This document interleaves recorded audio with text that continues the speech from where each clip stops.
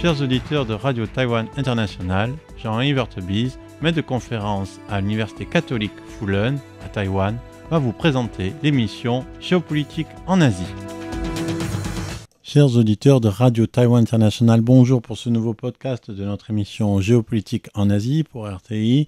Nous allons donc à nouveau continuer ces différents volets de notre série d'enquête, de réflexion sur les conséquences géopolitiques de la politique tarifaire menée par les États-Unis, de la guerre commerciale menée par la seconde administration de Trump. On a parlé de la Chine, de l'Union européenne, de l'Inde. On va aussi maintenant parler de Taïwan. C'est normal puisque on est aussi RTI. Donc, on va essayer de faire un peu le point sur ce sujet-là en essayant de revenir donc sur cette pratique globale de l'usage des tarifs douaniers pour imposer une politique commerciale,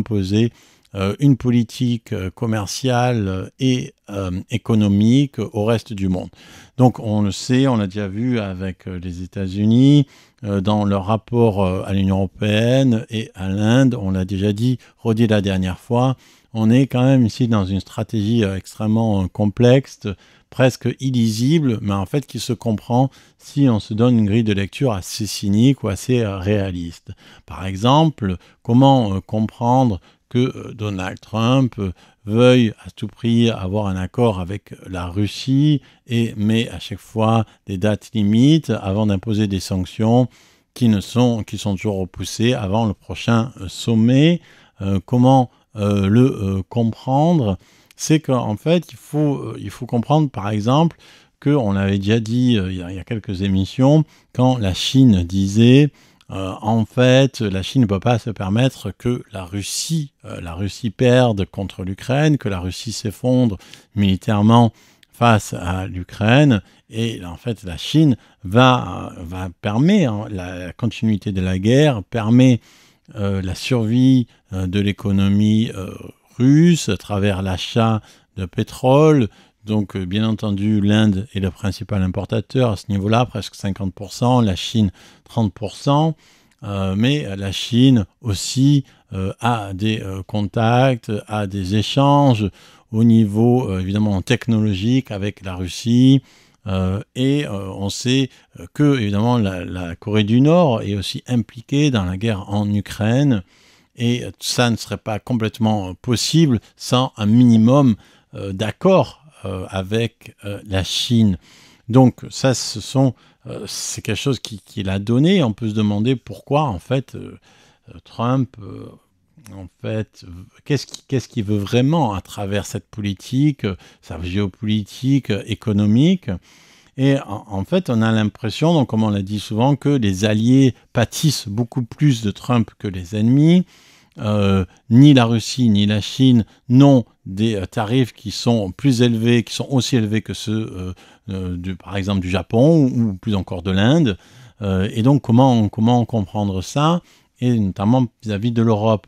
Donc on l'a dit en fait par rapport à l'Europe, il semblerait que si on a un point de vue un peu cynique, il semblerait que pour les États-Unis de Donald Trump, une défaite de la Russie en fait rendrait l'Europe peut-être trop puissante. Imaginons que la Russie s'effondre après une défaite face à l'Ukraine. Cela laisserait l'Europe dans une position de force, et en fait, cela ferait que les voix dissidentes au sein de l'Europe n'auraient plus à qui répondre, à qui se fier. Par exemple, on sait que la Hongrie, la Serbie, la Slovaquie, dans une moindre mesure, peuvent en fait se tourner vers la Russie pour en fait être dans un poids de mesure avec l'Europe. Or, un effondrement de la Russie rendrait plus ça possible.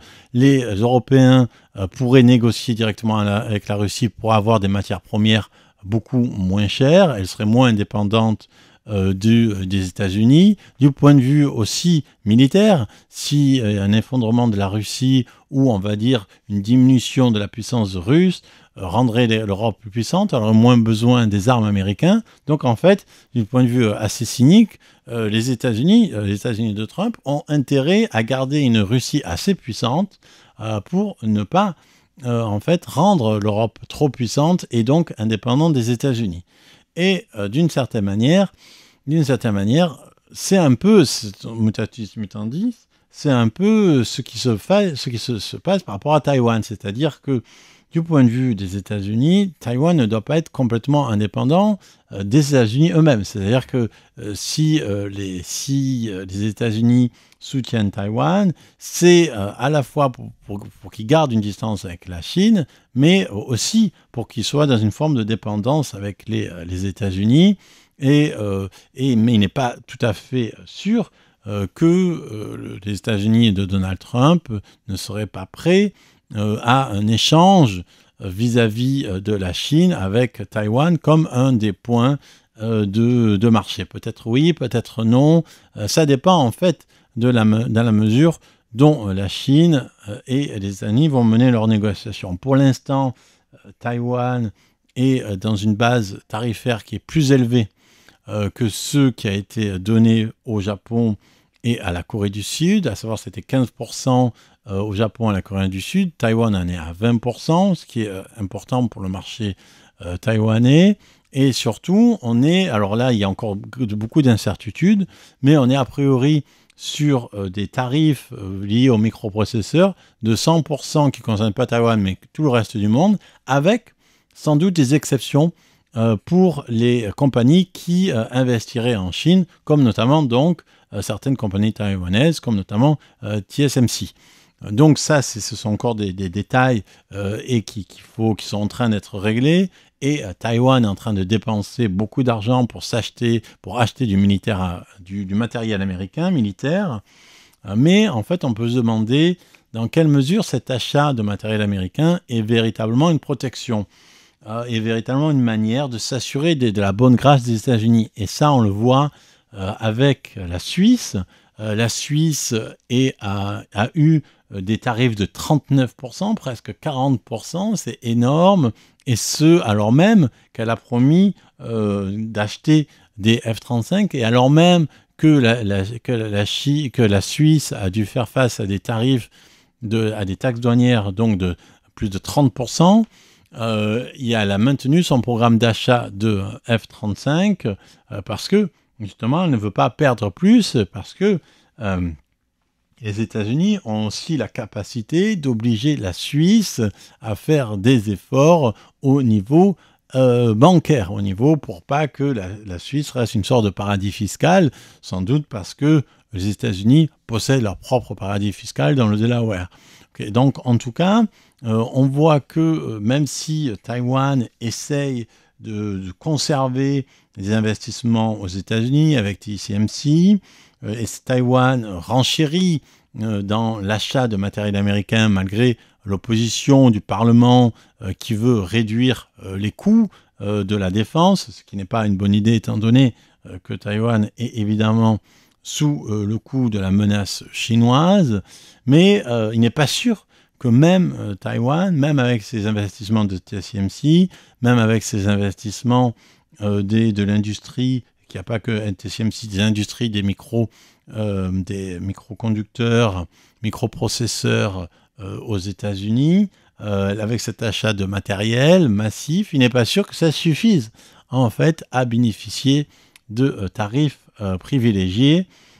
Et pour l'instant, Taïwan n'est pas dans une situation extrêmement privilégiée par rapport au reste de l'Asie. Et ça aussi, c'est quand même extrêmement contre-productif. C'est-à-dire qu'on pourrait penser que justement, à l'heure où Taïwan est de plus en plus entre la Chine et les États-Unis et veut se tourner vers les États-Unis, on aurait pu penser que des tarifs au moins égaux à ceux du Japon et de la Corée du Sud, voire moindres, pourraient en fait être une forme de récompense pour le fait que Taïwan, depuis en tout cas avec les trois présidences DPP, du Parti démocrate progressiste, avec ces trois présidences qui ont cherché à s'éloigner, à se distancier au niveau politique, culturel, mais aussi économique de la Chine.